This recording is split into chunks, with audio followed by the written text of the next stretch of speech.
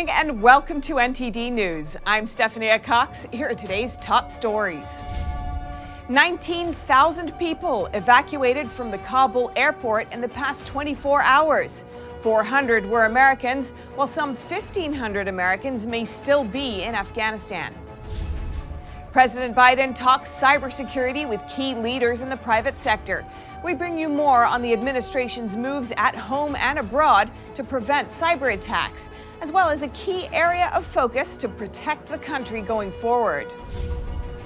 The COVID-19 death toll in New York is updated. More than 10,000 deaths added to the public tally. But are these new numbers? We get an expert's take on the issue. The Remain in Mexico policy ordered to be reinstated. That's while Border Patrol agents arrest thousands of criminals illegally in the U.S.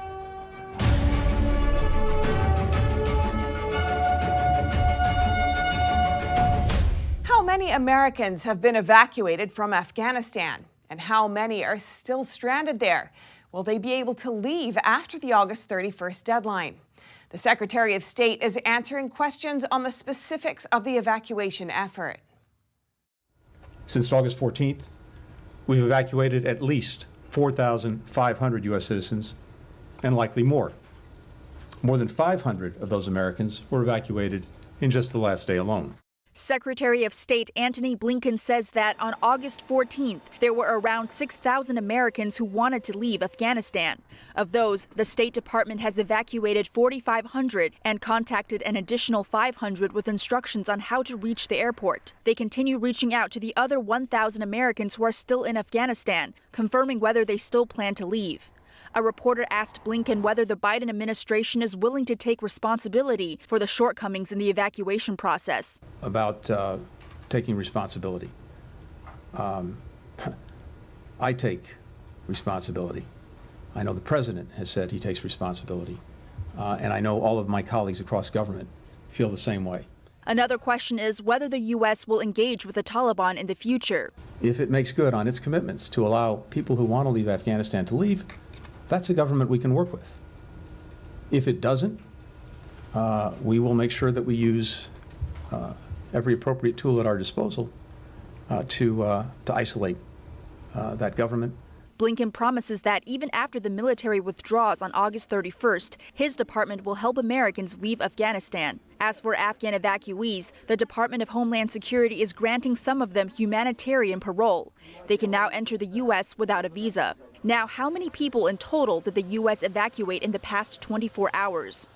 Yesterday, 42 U.S. military aircraft, of which were 37 C-17s and 5 C-130s, departed with approximately 11,200 personnel. 48 U.S. allies and partners flew out another 7,800 people during the same period. So a total of 19,000 people left the Kabul airport in a single 24-hour period.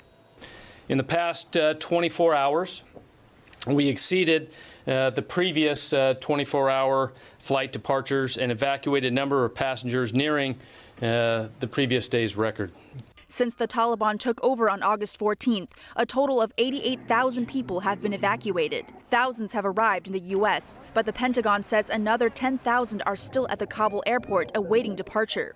And in a memo dated Tuesday, Defense Secretary Lloyd Austin is directing the immediate vaccination of all members of the U.S. Armed Forces, including reservists and National Guard members. The memo specifies the use of only COVID-19 vaccines that have full FDA approval. Only Pfizer has this so far. Once you mandate it, as we've done, it's a lawful order. It's a lawful order.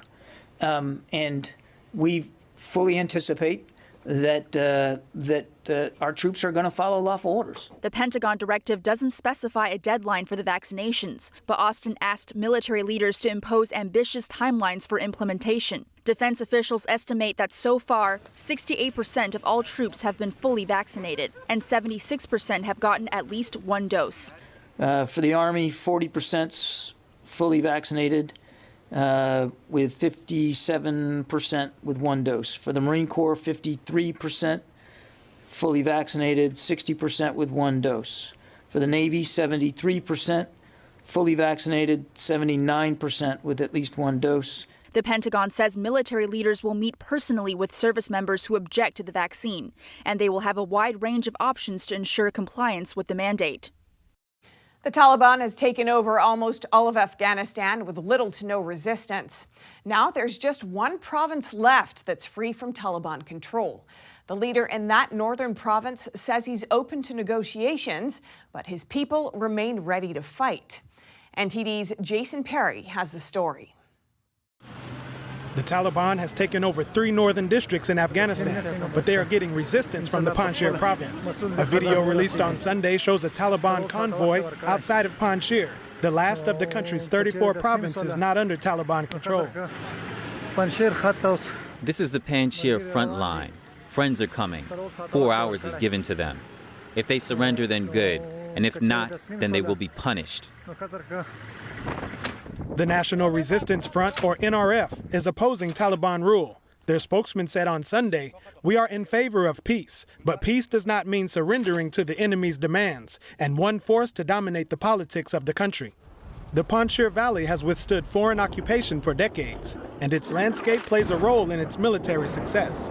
The British Army was unable to penetrate the region during its attempt to take Afghanistan in the 19th century. In the 1980s, fighters defending the Panjshir Valley held Soviet forces at bay, even as the USSR controlled Kabul and other large portions of the country. And in 1996, when the Taliban took over most of Afghanistan, they were still unable to control this northern province. Ahmed Shah Massoud led the Northern Alliance Front, or NAF, in those battles against the Soviet Union and the Taliban. Later, in 2001, the NAF teamed up with U.S. forces to defeat the Taliban. Al-Qaeda assassinated Ahmed Shah Massoud in that same year. His son, Ahmed Massoud, is now the leader of the NRF, a coalition of Uzbek and Tajik forces. I am in my sanctuary. I am in my stronghold, Panjshir Valley. The people of Panjshir Valley are very much united, and they want to defend, and they want to fight, and they want to resist against any totalitarian regime, against any belief that wants to enforce their own belief and ideology upon the people. The people in here are just a small portion of the people of Afghanistan. And the geography of Panjshir is the smallest province in the whole Afghanistan. But what we are standing for right now, it's for the whole country. It's for sovereignty, it's for peace, it's for people, it's for inclusivity and tolerance and acceptance and moderation. He calls on Western nations for support as his troops continue to train in the province. We are not fighting one province. We are defending the whole country in one province. That's what's happening. And we want to make Taliban realize that the only way forward is through negotiation and talk. And we are talking to them, and we do not want war to break out and to happen. And we want the Taliban to realize that these values that I just mentioned, it's more important than anything else, than any sort of military victory. Massoud says the mess in Afghanistan was caused by the U.S. Special Representative of Afghanistan Reconciliation, Zalmay Khalilzad, and the peace deal between the U.S. and the Taliban. He said he's ready to negotiate with the Taliban in hopes of having a more inclusive government, but he's always ready to defend his land. Jason Perry, NTD News. President Biden met with leaders of some of the country's top businesses and financial institutions today. The White House is appealing to the private sector to beef up defenses against cyber attacks. NTD's Kevin Hogan brings us more. Biden's meeting with private sector leaders in the East Room of the White House follows a series of cyber attacks on critical U.S. infrastructure. The CEOs of Apple, IBM, Google, and other companies listened as Biden called on them to help strengthen cyber defenses. Biden says he believes they have the power, capacity, and responsibility to help in this area. But the reality is most of our critical infrastructure is owned and operated by the private sector, and the federal government can't meet this challenge alone. Biden says he has made cybersecurity a priority since he took office, and in May he issued an executive order to help the nation defend against cyber attacks. The move followed a ransomware attack that shut down the nation's largest fuel pipeline, leading to shortages along the East Coast. The order facilitated better information sharing about cyber threats between cloud computing services, the FBI, and the U.S. Cybersecurity and Infrastructure Security Agency.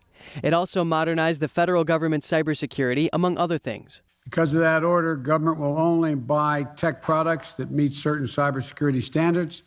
which will have a ripple effect across the software industry, in our view, ultimately improving security for all Americans. Ransomware attacks across the world rose over threefold in 2018. That's according to cybersecurity statistics company PurpleSec, and they are estimated to cost $6 trillion each year currently, with a new victim every 11 seconds. And because the cybersecurity is a global issue, we've also rallied G7 countries to hold nations who harbor ransomware criminals accountable. And on the domestic front, Biden kicked off a 100-day initiative in April that aims to increase cybersecurity for critical U.S. infrastructure. Since the launch, 150 utility companies servicing 90 million Americans have committed to adopting technologies to secure the nation's electric systems. And during the meeting, an official said a key focus is the shortage of cybersecurity talent in the U.S. About 500,000 jobs in the industry are vacant. Kevin Hogan, NTD News. Leaders and experts around the globe are growing concerned about the threat of the Chinese Communist Party. Some say China's not only a potential threat, that it's already actively engaged in war with its greatest rival, the United States. NTD's Don Ma has more. On Tuesday, host of the Epoch Times Crossroads, Joshua Phillip, held a special webinar. The event took an in-depth examination of threats that the Chinese Communist Party poses to the free world. He was joined by an esteemed panel of guests. The hour-long panel covered a number of topics. In one segment, Philip asked whether the Chinese regime is in fact at war with the U.S. in the context of China's recent cyber attacks on America. Well, the reality is that cyber war is war, and the United States, unwittingly, is already at war with the People's Republic of China. The most recent cyber attack tied the Chinese Communist Party, or CCP, to a hack on Microsoft's Exchange email servers. It affected dozens of companies and government entities. Gordon Chang says the CCP's cyber warfare poses a threat to every American. They're hoovering up all the world's data. They want to put it into their artificial intelligence systems, and God knows what they're going to do with it then. They've probably accumulated enough to create a dossier on every American. Senior reporter with the Epoch Times, Nan Su, says that not only is China at war with the U.S., but that Beijing has engaged in cyber warfare with the Western world for decades. So think about this. They have been launched this kind of a warfare against the Western world ever since the 90s. And most of the people living in the Western world didn't even feel it, didn't even know about it. So basically, this kind of attack from China, they are not randomly happen. They are the attack directly from Chinese Communist Party. Casey Fleming, CEO of a cyber threat consulting firm, makes it clear that China doesn't want to coexist peacefully with the U.S. Their values are diametrically opposed with our values. The Chinese Communist Party will never coexist with any other nation state. Basically, the war that they are engaged in against every man, woman, and child in America and all of our allies is unrestricted war. And that's everything short of conventional warfare. What that means is they want to weaken our economy. They want to weaken everything to do with us. Drug warfare, education warfare, telecommunications warfare, cyber warfare, religious warfare. There's literally over 100 different methods of unrestricted hybrid warfare. Fleming adds that since the CCP is already at war with the U.S., Americans have to assume that everything it does carries the intent of superseding the U.S. We have to assume that the CCP, every piece of technology coming out of China has been weaponized. If it can be weaponized, it will be weaponized, whether it's a charge cable, whether it's an appliance, an air conditioner. You just have to assume that everything is weaponized from the CCP. Nan Su puts China's threat into perspective. You wouldn't find any other regime in the history of mankind will even come close to what the kind of danger the Chinese Communist regime has imposed to today's world. So Su says in order to deal with the CCP, democratic nations must stop investing in China. Previously, some believed that China's modernization would shift the country more towards democracy, but actions show that theory hasn't worked in practice. Don Ma, NTD News. New York has updated their COVID death count, adding over 10,000 deaths. It appears to be in line with the new governor's promise to boost transparency. NTD's Miguel Moreno has that story. New York Governor Kathy Hochul has added nearly 12,000 deaths to the state's COVID total, bringing it up to about 55,400. The dashboard says the old public total counted deaths reported by hospitals, nursing homes, and adult care facilities, but it didn't include deaths at home, in hospice, or other locations. It looks like Hochul is working towards her promise to boost transparency. I give the new governor, Kathy Hochul, I give her credit for saying many of the right things. She's promising transparency. Bill Hammond is a senior fellow at the Empire Center, a think tank based in Albany, working to collect pandemic data from New York State. Has her latest decision to add about 12,000 deaths to the public tally given you the information you were looking for? It's a step in the right direction, but it's only the first step. Because now we have a grand total, which if we could get that same information from the federal government, that wasn't a secret. It's good that the state is acknowledging that that is the total. What we still don't have, and what only the state can provide us, is the breakdown of when those deaths happened and where those deaths happened over the past year and a half.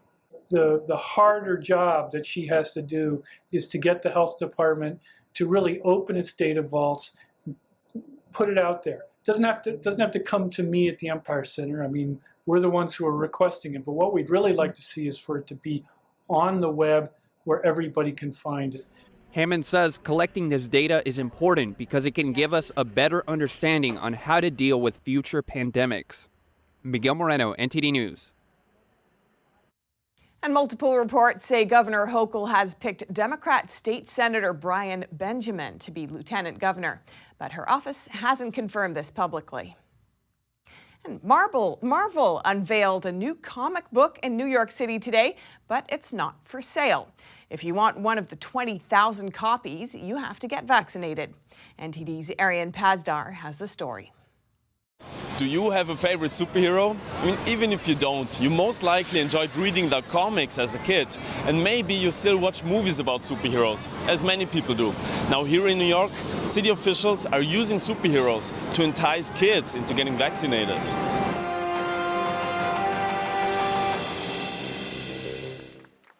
You can get vaccinated, and you can get a collector's edition of a new Avengers comic book. The city hopes the book will be an incentive for kids to get the shot. Here are the numbers of new hospitalizations due to COVID in New York. People under 18 are represented in yellow, showing that they are the least vulnerable group. And according to the CDC, vaccinated people can still spread the Delta variant. So we asked New York City's health commissioner why the city places such a big importance on vaccinating young people. If a safe and effective vaccine can prevent even one case of COVID, it's worth all of our attention. So the city is targeting young people with this incentive. But in New York, minors are not allowed to get the vaccine without their parents' consent. And when it comes to the vaccine, there are different types of parents. The parents who say, I will get my child vaccinated and I will only send them to school if all of their teachers and all of their classmates are vaccinated. And the parents who say, I am not vaccinating my child, but I'm sending them to school anyway. The health commissioner told us if incentives like this one don't work, the next step for schools would be a vaccine mandate for students. Arian Pastar, NTD News, New York. Gangs might be exploiting loopholes in the immigration system. A purported insider at the Department of Homeland Security reveals the details to Project Veritas. NTD's Grace Coulter has the story. He has 37 crimes against him, including at least 3 against a child, and he's still entered in the United States and working. A source claiming to be a DHS insider tells Project Veritas founder James O'Keefe that migrant gang members are evading deportation from the U.S. by exploiting a section in immigration law called reasonable fear. The insider claims some are even being given temporary U.S. work permits. According to the American Immigration Council, to demonstrate a reasonable fear, a migrant must show there's a reasonable possibility that they'll be persecuted or tortured if removed from the country. The standard applies to people who illegally re-enter the country after being deported and non-citizens with criminal convictions. But the insider calls this a giant loophole being used by gang members to enter and stay in the U.S. He claims once a migrant gang member makes the declaration of, "My life is in danger and I may be harmed if I return home," they're taken off the transnational organized crime watch list. Whilst demonstrating reasonable fear doesn't grant asylum, it can allow asylum seekers to stay in the U.S. before their claim is heard, a wait that can take years. The insider said the gang members' claims aren't genuine. He said, "It's almost like they are coached. Hey, if you get caught, just go ahead and say this." The insider provided documents to back up his claims. He says this migrant claimed reasonable fear to stay in the country. The documents appear to state he was identified as belonging to the 18th Street Gang, which may be involved in sex trafficking. The migrant was also applying to become a sponsor of an unaccompanied migrant child. The DHS insider said his main concern is that sex traffickers are and will continue to exploit this law. He said children are especially vulnerable to being victimized. He says to him, "This is a bigger problem than terrorism is right now within the country. Every single one of these transnational criminal organizations are involved in sex trafficking." NTD reached out to the DHS for comment, but they didn't get back to us before airtime. Grace Coulter, NTD News. The Supreme Court has ordered the Biden administration to reinstate the Remain in Mexico policy. It comes as Border Patrol arrests almost 8,700 criminals who are in the country illegally, even though they don't have as much manpower as they need. The Trump-era policy that is to be reinstated requires people to wait in Mexico while their case to get asylum is heard.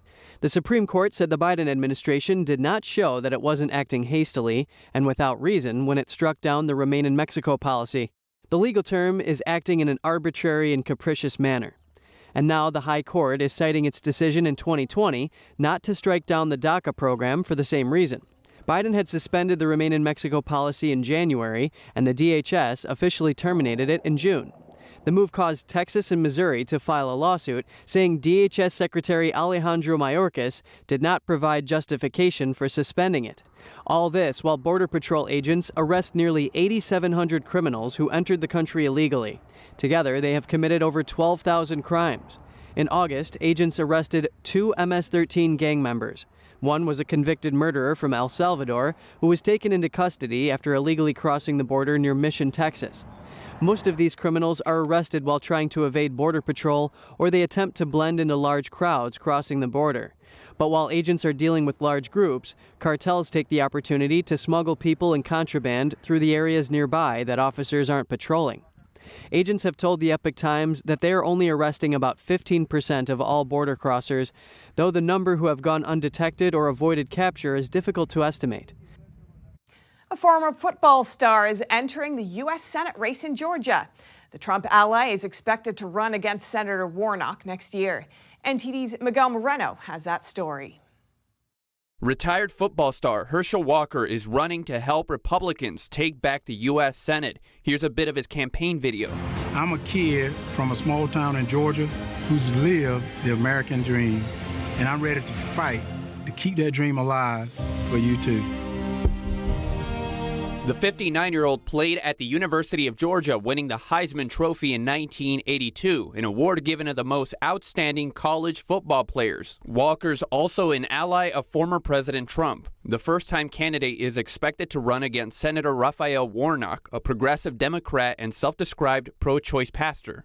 Well, Herschel's going to have to learn to play a new game, and I think as an athlete he knows he's going to have to train for this. Political science professor Charles Bullock tells me he believes Trump's support will get Walker through the Republican primary. Herschel Walker, he's a famous football player and he's a good friend of President Trump. What more does he have going for him in a race for the Senate? Well, those are the two things he has going for him, and probably the most important in Georgia is that he will have Trump's endorsement. Most Republicans in Georgia, I think 75%, believe that Trump won the election. So, they're going to follow Trump. And so, although there are 3 other Republicans already into the contest, I suspect that Herschel goes right to the top of the line here. And what kind of challenges do you think he'll face in running against Senator Warnock? Well, Senator Warnock ran a very smooth campaign, and a lot of Republican consultants I've talked to, as well as Democrats, agree that of the 4 candidates who were running for the Senate in that double election last year, Warnock had the best campaign. So he is used to talking to large crowds. He's well versed focused on the issues, and being a senator will also help him develop his background in terms of being able to respond to questions about whatever range of issues a reporter asks him about. So he will have a very effective campaign. Walker published a book in 2008 about his personal life that details his struggles with a mental disorder. Professor Bullock says the candidate will have to deal with questions about this during the race. Miguel Moreno, NTD News. A new study says the sun may be the cause of global warming and not greenhouse gases. It goes further, saying that the United Nations recent climate report contains bias. NTD's Patrick Hayden speaks to one of the report's authors.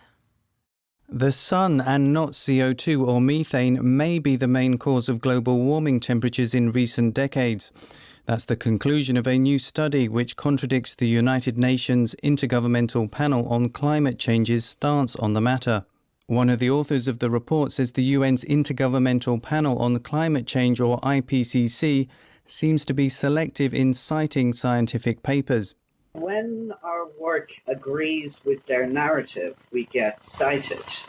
Connolly says his work is not always taken into consideration by the IPCC, yet some authors within the IPCC have validated his work by citing him independently.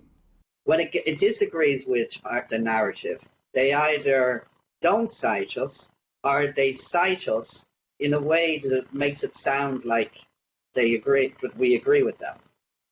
The new study comes right off the heels of the IPCC's new report that claims that humans have caused unprecedented and irreversible change to climate.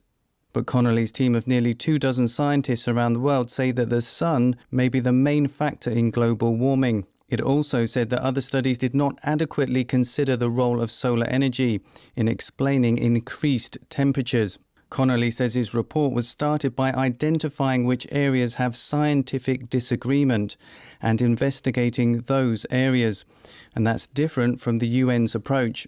The UN IPCC's approach is to try and form a scientific consensus.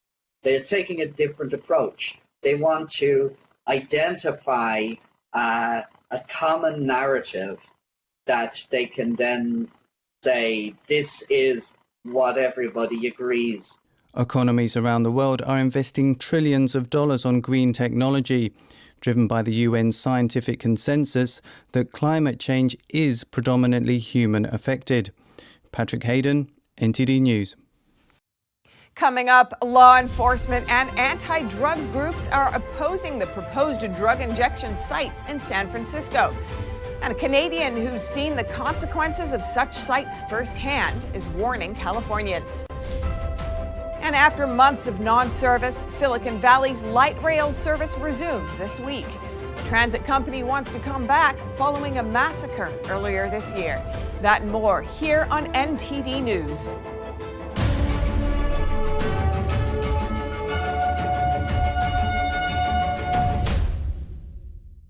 90% of news outlets in the United States are controlled by 6 corporations.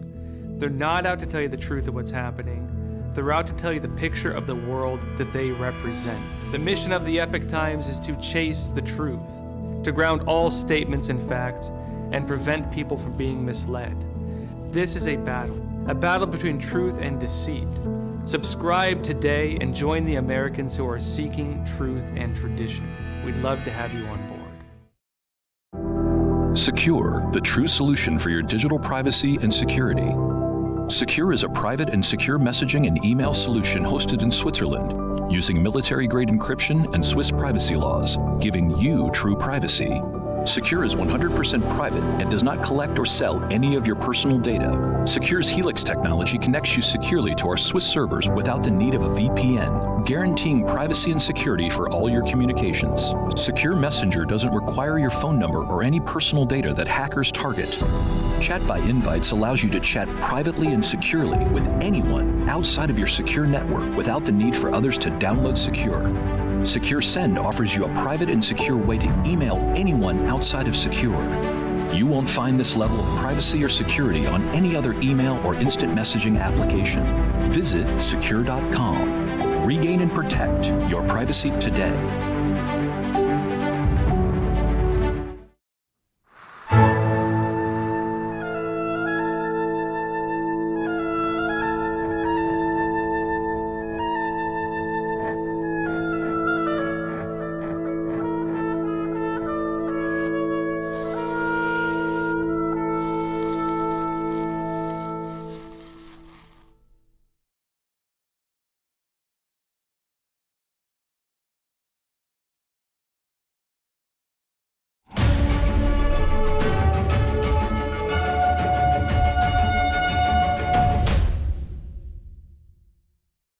A group of community leaders from law enforcement and anti-drug groups held a meeting against drug injection sites. The virtual press conference targeted sites in San Francisco. Here's NTD's Eileen Ang with more details. In a virtual statewide conference on Wednesday, leaders from law enforcement and anti-drug coalitions opposed San Francisco planning to open up drug injection sites. Last year, the San Francisco Board of Supervisors unanimously voted in favor of supervised drug injection sites. Through Senate Bill 57, also known as the Controlled Substances Overdose Prevention Program, introduced by Senator Scott Wiener, supervised drug injection sites would be allowed to be set up, paving the way for more illegal drug use. But because the bill violates federal and state law, it has not been successful. A Canadian expert spoke about the consequences after Vancouver became the first city to legalize a supervised drug injection site in North America in 2003. The injection site has become a magnet, drawing thousands of addicts from other provinces, like from other states than California, to come to Vancouver to take advantage of this so-called facility. Lowe said a few blocks away from Vancouver's downtown east side, Chinatown businesses have seen an increase in burglaries and attacks. One of my friends runs a Chinese herbal medicine shop. 2 years after the injection site was open, he had to close down his business. Because why? His shop was broken into more than 2 times. And even worse, he couldn't get any insurance company to insure his shop. Lowe warned San Francisco to not follow in Vancouver's footsteps. This outrageous public health policy will be disastrous to San Francisco in both drug and crime and set a terrible precedent for other cities. We urge San Francisco supervisors not to move forward with this catastrophic idea. Invest in treatment. I built the first residential therapeutic community in Canada 55 years ago. It's still running. It's still turning out clean and sober citizens. Does every person get clean and sober the first time? Not necessarily. But if you get 25 or 30% of your clients clean and sober, it's a blessing. The speakers encouraged residents to write to government officials to oppose the bill. Eileen Ang, NTD News, California. San Jose passed a vaccine mandate that would require people to show proof of vaccination to attend certain city events. The city council voted in favor of the new mandate after hearing hours of public comments on Tuesday evening. Here's NTD's Cynthia Kai with more. The San Jose City Council unanimously passed Mayor Sam Liccardo's urgency ordinance on August 24th. The ordinance will require all attendees and staff to show proof of vaccination prior to attending events in city-owned facilities. It will not offer an option for a negative test. The first and primary function of government is to protect the health and safety of its residents. But I certainly appreciate and understand that people are frustrated.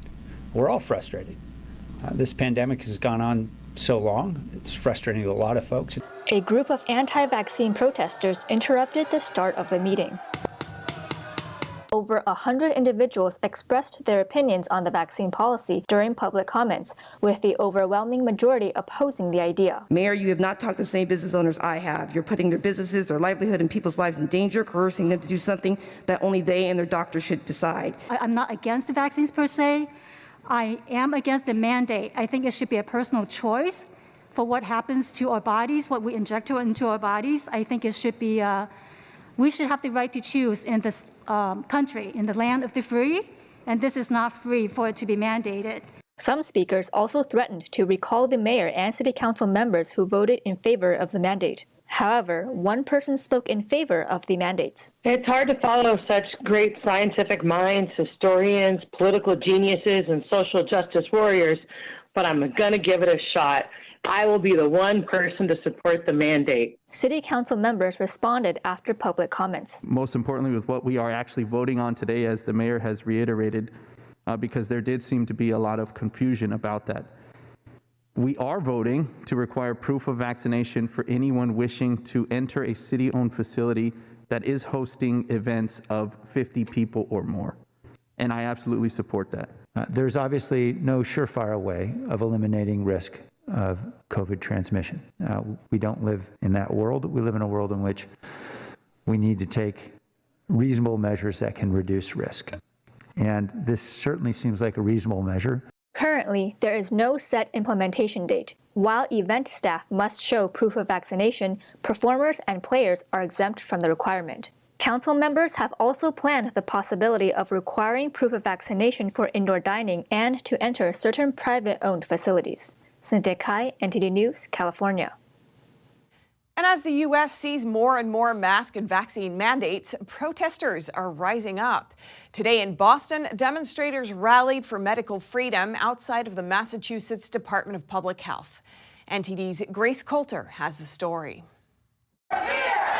Supporters of medical freedom rallied in downtown Boston, marching to the Department of Public Health. They protested on Tuesday and Wednesday as the state's Board of Education voted to mandate masks for students without public comment. The protesters say people should be responsible for their own health and parents of their children's, not the government. We have a lot of families that want masks and a lot of families that don't, and the most equitable thing would be just to let parents choose for themselves and their own families and what's best for their children.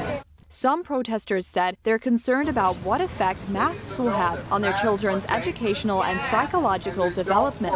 Our teachers need to have the freedom to take off their masks. How do you teach a child? I have a 4-year-old son.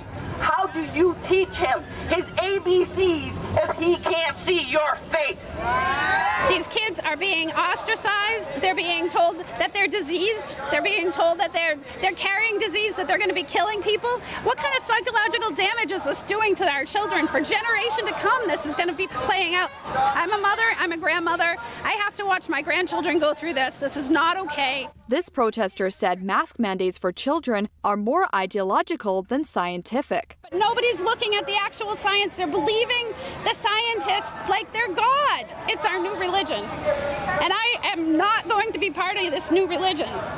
While some think the mandates are based on control rather than scientific evidence. They don't want you to be able to make your own choice. They don't want you to be able to vote on these decisions. They want to suppress you. We can see it. We have seen this before. History will not repeat itself in America. The organizer of the protest said she thinks a good solution is to give parents the choice and have them sign liability forms in case their child gets COVID-19, alleviating the school from any responsibility. Grace Coulter, NTD News. After the Silicon Valley rail yard shooting in May, the rail yard company suspended its light rail service. Now, nearly 3 months later, it's getting back on track. NTD's David Lamb brings us more. The Valley Transportation Authority stopped their light rail service on May 26th after an employee shot and killed 9 others in a mass shooting. The CEO said they began test runs on Tuesday and that they have to check and certify many elements before it's safe for the public. These trains will not be in service for passengers yet. They will be online to test track equipment and overhead lines only. Executives mentioned that they're understaffed as a number of employees are not ready to return due to stress and grief.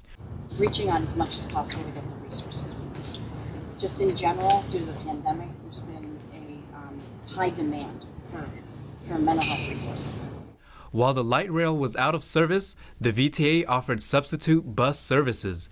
The chair of the VTA said they adjusted bus schedules to make it more accessible for the community. I will just say that public transit is relevant to our community today. It's going to be relevant to our community in the near future. Public transit is going to be relevant to our community in the long-term future. Now, the VTA officials remind the public to watch out for moving trains and do not try to get on board. They're hoping to allow passengers back on the light rail for partial service as early as Sunday, in time for the football game at the Levi Stadium. And these events bring in a lot of foot and road traffic for the county. David Lamb, NTD News, California. Firefighters are battling to contain the Caldor fire in Northern California as it threatens the popular Lake Tahoe area. Flora Bradley Watson reports. Stoked by dry, heavy winds, the Caldor fire in Northern California grew further out of control on Tuesday. and authorities now fear it could threaten the popular Lake Tahoe area. A time-lapse video shot by the Armstrong Lookout fire camera showed plumes of smoke billowing from the blaze. Firefighters are struggling to contain the fire, which started on August 14th, south of Pollock Pines. Since then, it has burned through over 117,000 acres of land and destroyed more than 600 structures.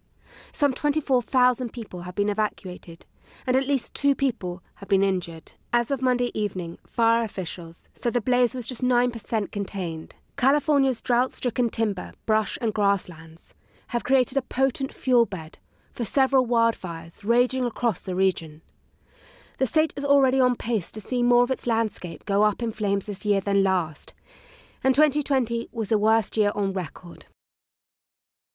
Coming up, China is still the major source of fentanyl in the U.S. It's a deadly drug 50 times more potent than heroin. Chinese traffickers are reportedly working with Mexican drug cartels to bring it in, with the tacit approval of the Chinese Communist Party. And military service members and firemen in France have until September 15th to get the vaccine. But as the deadline approaches, some are speaking out against the mandate.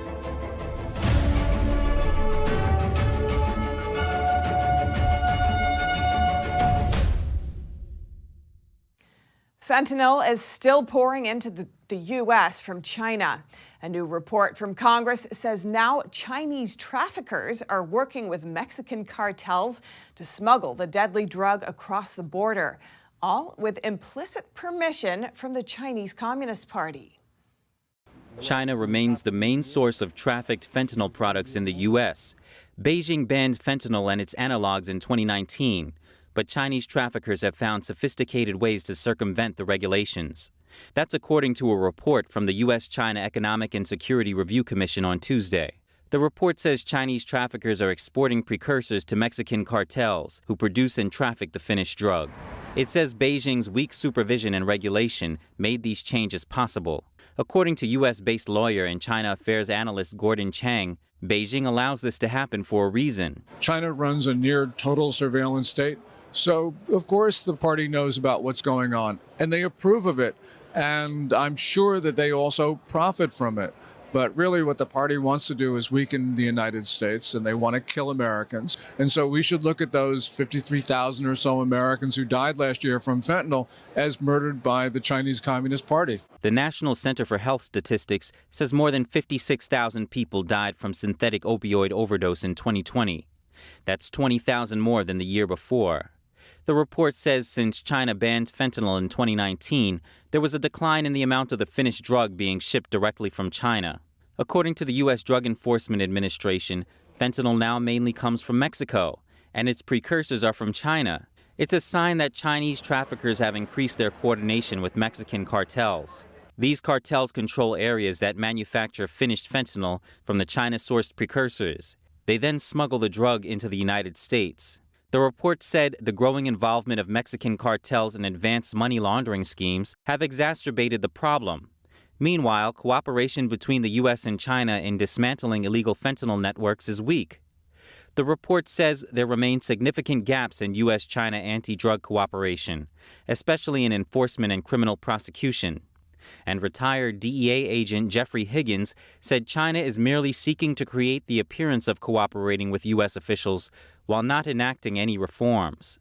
Chang says he believes fentanyl is part of Communist China's unrestricted warfare toward the U.S., and the war waged has overwhelmed U.S. institutions. And if we want to keep our country, we're going to have to take down those contacts until we can be sure we can manage this unrelenting, malicious. China's foreign ministry denies the report's accusations. Yet Chinese officials did admit in 2019 that cooperation between the two countries in combating fentanyl was extremely limited. Pressure to get citizens vaccinated is hitting officials hard in China. Some bodies of the communist regime and other state-owned entities are ordering employees to persuade others to get the shot. And for anyone who doesn't convince 2 others to get vaccinated, a pink slip is on the way. Here's more. Chinese media are reporting a new requirement from Chinese Communist Party leader Xi Jinping, setting a new standard. He says that 1.1 billion people should get fully vaccinated via 2 shots by the end of October. That figure accounts for nearly 80% of the country's population. But in order to achieve that vaccination rate, locals are setting up various regulations to force vaccination. One Chinese citizen tells NTD that high-level authorities criticized his area's local leader for not getting enough people vaccinated. So now the local ministry is asking all employees from state-owned companies to get the jab within just 3 days. Those who fail to comply will lose their jobs. Other local leaders and companies are having a hard time finding people to take the vaccine. Their solution? Paying people to get inoculated. And that price tag is rising. Some enterprises that failed to meet the requirement are now hiring people to get vaccinated in exchange for payment up to $800. Some employees refused the vaccine. The company would then pay 5,000 yen per person to find someone to take the shot for them in the name of the company employees who refused. Beijing claims getting vaccinated is voluntary, but local authorities from different layers are, in some cases, all but forcing the shot. For example, barring unvaccinated people from entering public areas, blocking them from traveling freely, not allowing them to attend school, and even threatening their jobs and social credit scores. Just recently, multiple provinces across China released official notices saying they would hold anyone who contracts the virus accountable if they're unvaccinated. In France, the vaccine mandate has been extended from healthcare workers to other professions. But as the mandate deadline approaches, some military service members and firemen are speaking out against it. NTD's David Vives has the details. In France, after September 15th, all healthcare workers who haven't gotten the vaccine will have their salaries suspended, or they may be dismissed. And they are not the only professionals who are facing a vaccine mandate. Over 200,000 French military personnel must be vaccinated before the same deadline. But some are reluctant to do so and are openly speaking out against the mandate. Alexandre Jouvin-Brunet is a former military intelligence officer and reservist. He says a vaccine mandate may not be justified. He's one of the service members calling on his colleagues to question their decision. Here we see only 0.03% of people die from COVID-19. What we're looking at is a political agenda to push the vaccine. It's not a safety measure based on common sense and logic. He said he found support from many colleagues who didn't want to get the shot and called on military leaders to question their decision to enforce the vaccine mandate for military personnel. I'm calling on the military leaders and the chain of command. They bear the responsibility. They will put their name on the orders. And the orders carried out by the chain of command will engage the responsibility of officers, whatever their rank. So if there are side effects for the troops, the officers might be responsible, maybe even guilty if anything happens. In addition to healthcare workers and service members, firemen will also be forced to get the vaccine and will share the same fate if they refuse it, meaning a suspended salary or being forbidden to go to work. In order to claim their right not to take the vaccine, 672 firemen addressed the European Court of Human Rights to cancel the mandate. The firemen called for the respect of their privacy, but the court dismissed their appeal on Wednesday. David Vives, NTD News, Paris. Coming up, restrictions have loosened in the Czech Republic, but international tourism is still down compared to pre-pandemic levels. Prague has to rely on domestic visitors to bolster the industry. That and more here on NTD News.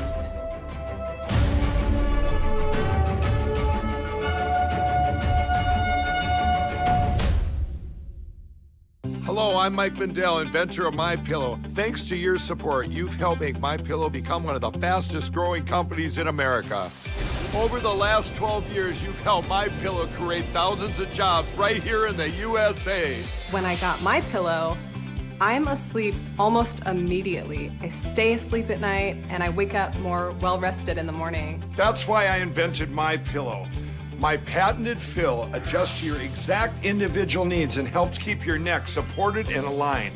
I'm interrupting this commercial right now. Retailers have canceled MyPillow, and to thank you for your support, I'm going to pass the savings directly on to you. Go to MyPillow.com right now to get deep discounts on all MyPillow products. For example, you can get my premium MyPillows regularly $69.98, now just $29.98, the lowest price ever. For the best night's sleep in the whole wide world, visit MyPillow.com.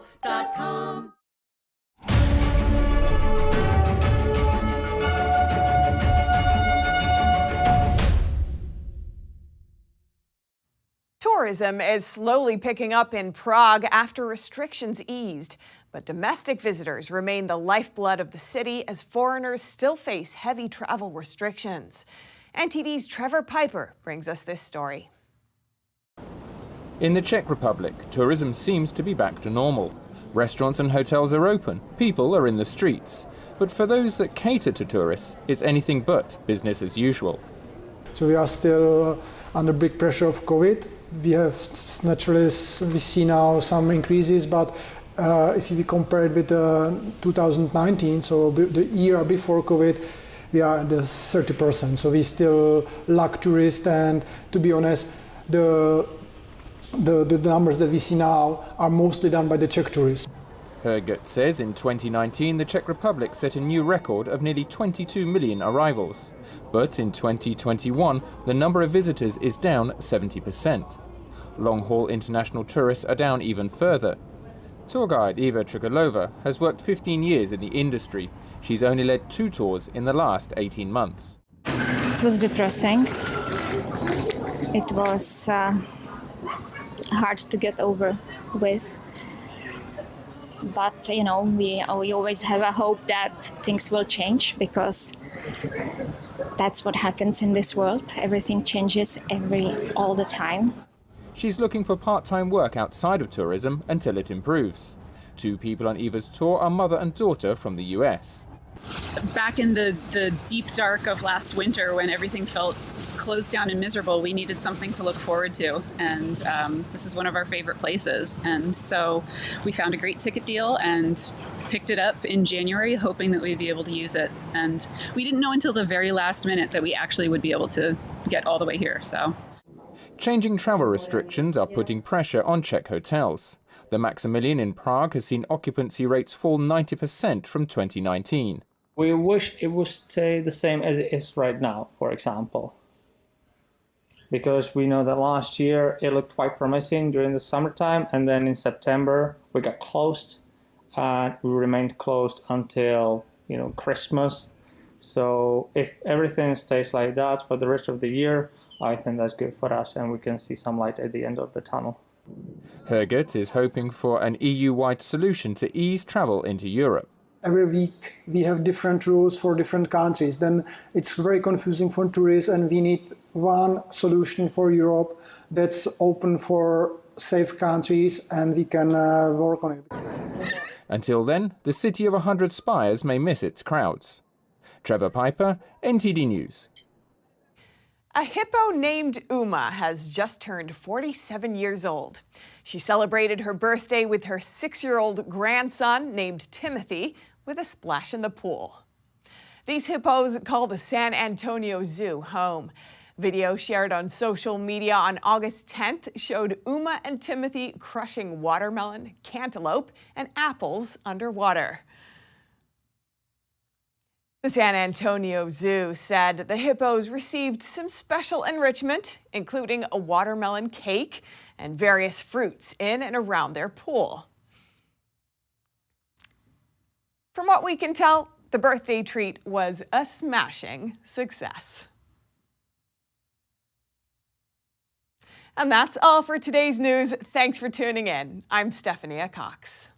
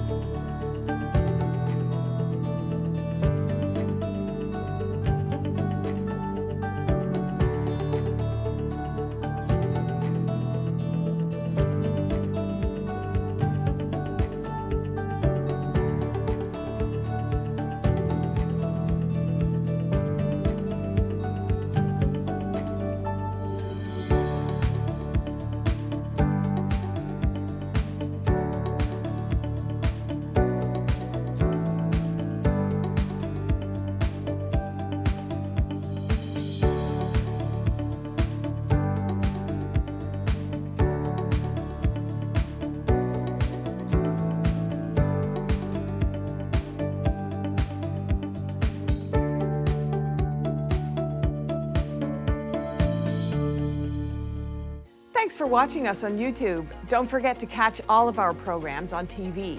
NTD Evening News is on every weekday at 6:30 p.m.